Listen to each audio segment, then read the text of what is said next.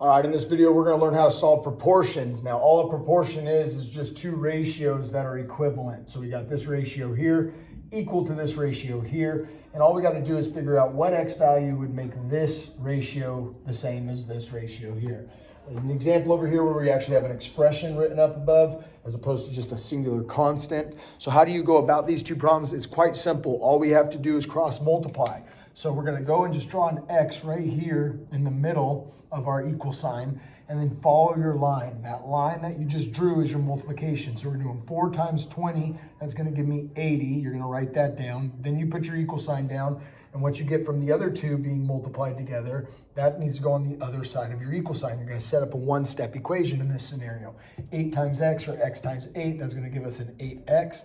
Now we just solve the equation by dividing by 8, cancels out, divide by 8. X is now all alone, isolated, and 8 divided by 8 gives you 10. So 10 over 4 is no different than 20 over 8. Now let's look at a problem where you might get stuck.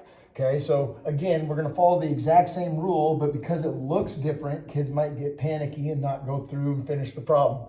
Let's draw that line, let's draw this line, and let's just ask ourselves, when we're multiplying 2 times an expression in grouping symbols, we're gonna have to do what? We're gonna have to say 2 parentheses, X plus 4, and once you write it out, you should see that this is just gonna need the distributive property done to it.